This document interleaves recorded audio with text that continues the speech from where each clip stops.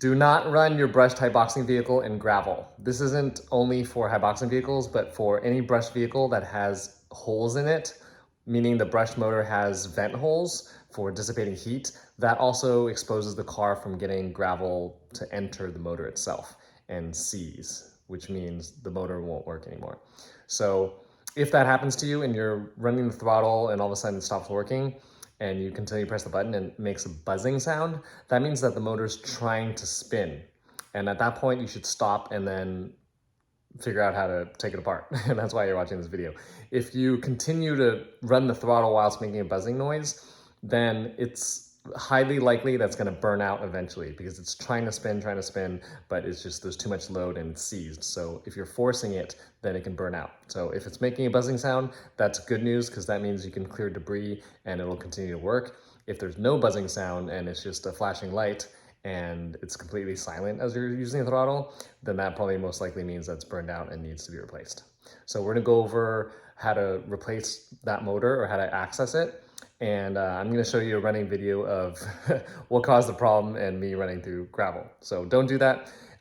For 18 scale cars and for 16 scale cars or any car really that has a brush motor that has vent holes in it.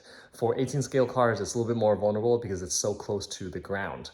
The ground clearance is just so low that the gravel can get inside more easily than a larger, taller vehicle. You do not want your car looking like this as you're waiting for parts.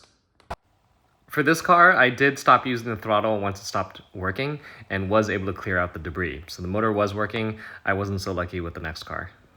Okay, do not drive any of your brushed Haiboxing cars in gravel because what happens is gravel gets caught in that hole and then it's gonna seize the motor. Basically, it's gonna wedge itself in between the gaps inside the motor and it's gonna prevent the pinion from being able to spin.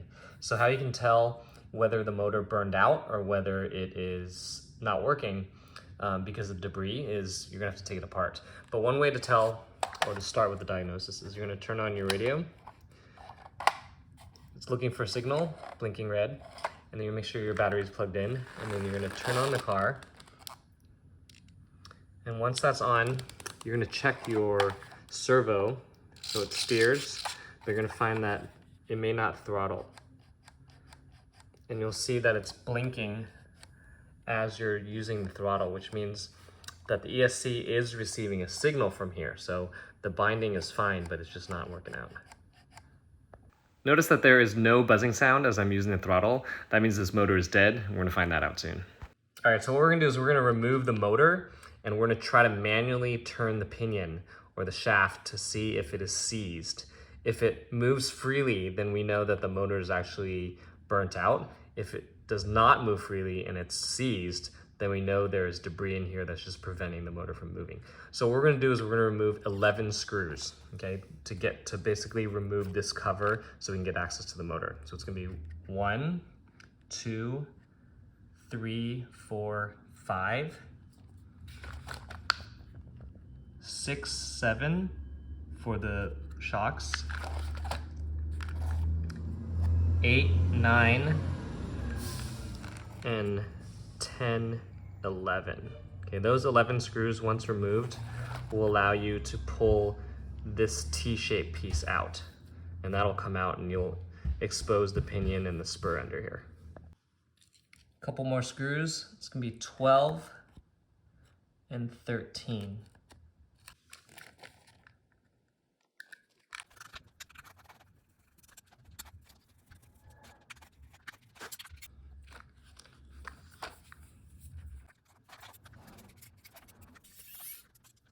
Note that all the screws look the same except for the shock screws. The shock screws are tapered and all the other screws in this car are not tapered. So the bottom one here is tapered and the top one is not.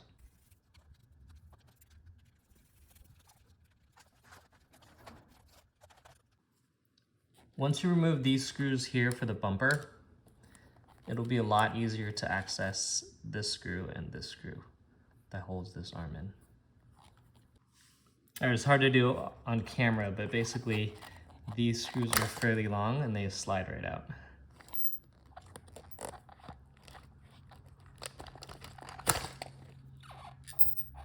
Once those screws come out, the dog bone's gonna come loose, so go ahead and just pull that out and put it aside so that you don't lose these guys.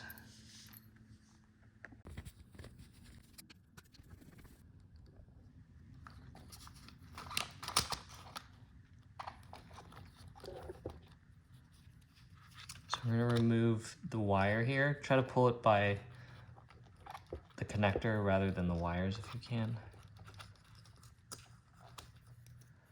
And now the motor assembly is free from the car. So what we're gonna do is we're gonna turn this pinion, and if this pinion is able to turn freely, then it is not, the problem with the car is not that the motor is not because it's seized. So it does spin freely. That's not good news, because that means that it's not debris that we can clear out to make it work. So we're gonna test that by plugging this in to the ESC just to double check.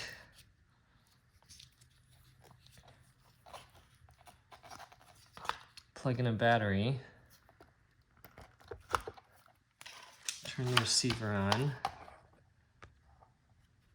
Sorry, the transmitter. And then we're gonna turn the car on.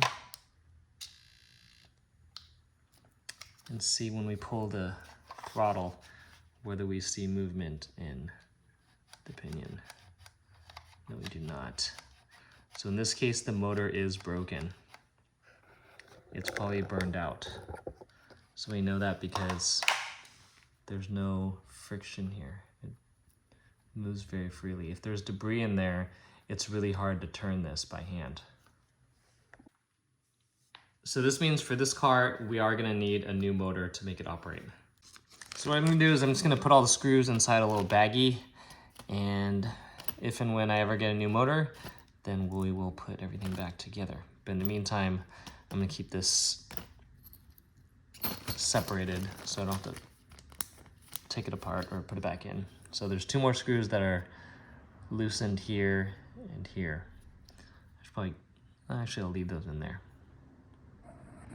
So if I do end up getting a new motor, it most likely won't have this connector. So what I'm gonna have to do is desolder the wires off, and then when I get a new motor, then I'm gonna have to solder them back on.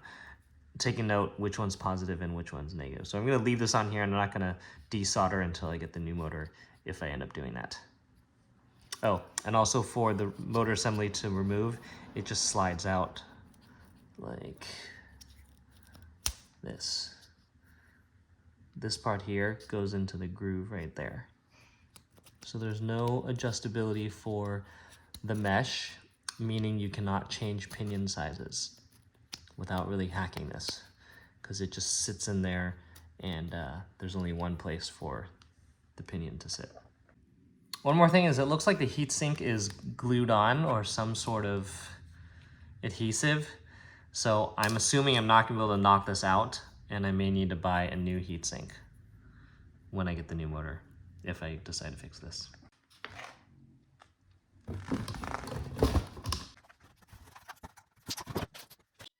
For another brushed car, the one you saw in the dirt earlier in this video, I was able to clear the debris and get this thing running again.